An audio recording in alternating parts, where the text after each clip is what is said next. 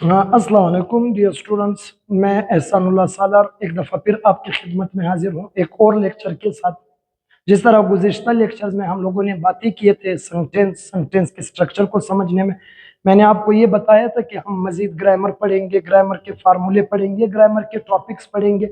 लेकिन ये सब कुछ करने से पहले जो लैंग्वेज का सबसे बुनियादी यूनिट यानी जो बेसिक यूनिट है वो जुमला सेंटेंस है। तो हमें एक दफ़ा जुमले या सेंटेंस को डिटेल से समझना होगा, क्योंकि यही जुमलों से आगे हम बनाते हैं तमाम अपनी किस्म की बातें, जो बातें या हम सुनते हैं या बोलते हैं या लिखते हैं या इवन पढ़ाते हैं। तो अपनी गुज़िश्ता 2 से 3 क्लासेस में मैंने आपको ये बताया था कि हमारे पास जितने भी किस्म के जुमले होते हैं उसको हम डिवाइड करते हैं 3 ग्रुप्स में। एक हमारे पास है एक्शन, एक हमारे पास है स्टेट और एक हमारे पास है प्रॉपर्टी। एक्शन वाला मैंने कहा था वो सेंटेंस है जिसमें कोई काम है, उठना, बैठना, देखना, पढ़ना, लिखना, मारना, व्हाटसोएवर कोई काम है। और एक्शन वाले सेंटेंस को अगर इंग्लिश में बनाना है तो मैंने कहा था हमें 4 एलिमेंट्स की जरूरत पड़ेगी। 4 एलिमेंट्स में सब्जेक्ट था, हेल्पिंग वर्ब था, मेन वर्ब था और ऑब्जेक्ट था।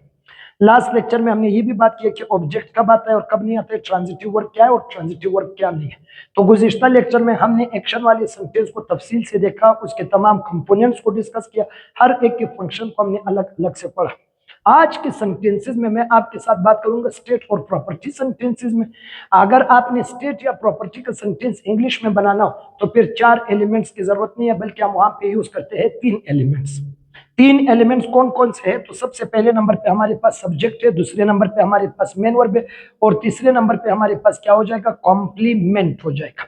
ये वो फार्मूला है जिससे हम कोई भी स्टेट या प्रॉपर्टी का अगर सेंटेंस है तो उसको हम इंग्लिश में बनाएंगे।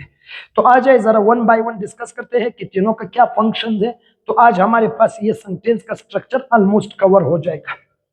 सबसे पहले एक्शन वाले सेंटेंस में भी सब्जेक्ट है और स्टेट वाले में भी सब्जेक्ट है। एक्शन वाले में तो सब्जेक्ट वो है जो काम करेगा, यानी डूअर ऑफ एक्शन, यानी काम करने वाला सब्जेक्ट हो जाएगा। मैं खाना खा रहा हूं तो मैं काम कर रहा हूं तो मैं सब्जेक्ट हूं। अमेरिका ने ईरान पे हमला कर दिया, अमेरिका सब्जेक्ट है। मेरा भाई आ रहा है तो मेरा भाई सब्जेक्ट है।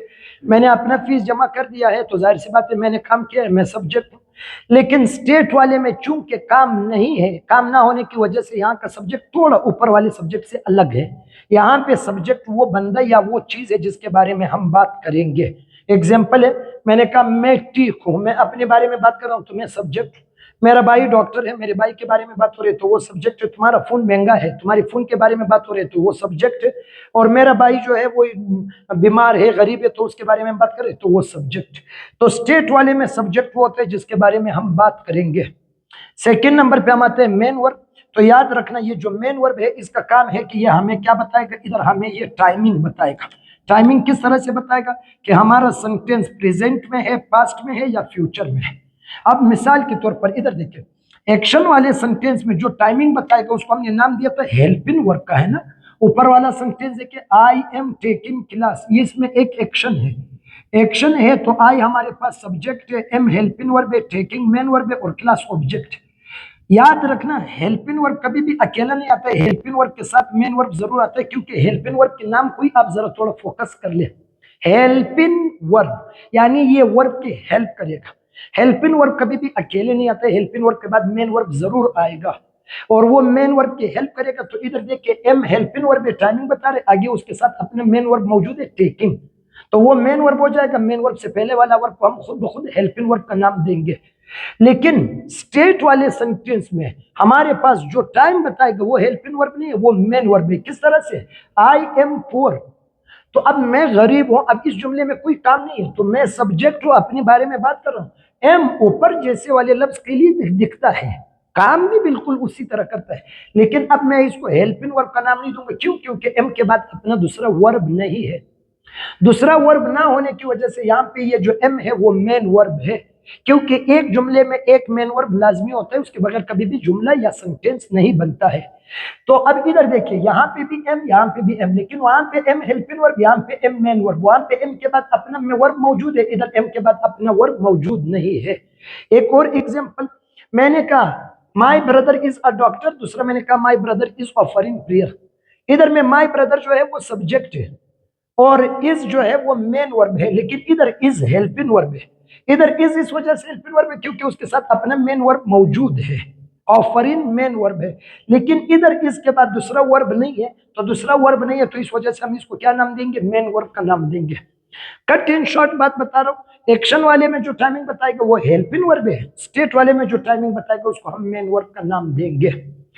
आखिरी कंपोनेंट पे आता है तो वो हमारे पास है कॉम्प्लीमेंट। ये जो लफ्ज कॉम्प्लीमेंट है ये लफ्ज कंप्लीट से लिया गया है। स्टेट वाले सेंटेंस में अगर मैं बात सिर्फ यहां तक कर लूं आई एम, तो ये कोई कंप्लीट बात तो नहीं है। अगर मैं सिर्फ बोलूं आई एम या अगर मैं सिर्फ बोलूं माई ब्रदर इज, तो ये कोई कंप्लीट बात तो नहीं है। तो कंप्लीमेंट की जरूरत होती है ताकि आप स्टेट के सेंटेंस का आप मीनिंग निकाल दे। मीनिंग निकालने के लिए ये जो मेन वर्ब से लेकर के फुल स्टॉप तक जितने भी वर्ड्स है, 1 2 3 4 5 जितने भी वर्ड्स है वो सेंटेंस के मीनिंग को कंप्लीट कर रहे, तो उसको हम नाम देंगे कॉम्प्लीमेंट का। किस तरह से, my brother is a doctor, मेरे भाई के बारे में बात हो रही तो वो सब्जेक्ट है, इज मेन वर्ब है, अ डॉक्टर यहाँ पे कॉम्प्लीमेंट हो जाएगा। Your phone is very expensive, your phone subject is verb है यानी मेन वर्ब है, और वेरी एक्सपेंसिव सेंटेंस के मीनिंग को कंप्लीट करे तो वो complement. I am fine, I subject है, एम मेन वर्ब है, और फाइन जो अकेला वर्ड है वो एज अ कॉम्प्लीमेंट फंक्शन कर रहा है। क्यों? क्योंकि वो सेंटेंस के मीनिंग को कंप्लीट करके दे रहा है।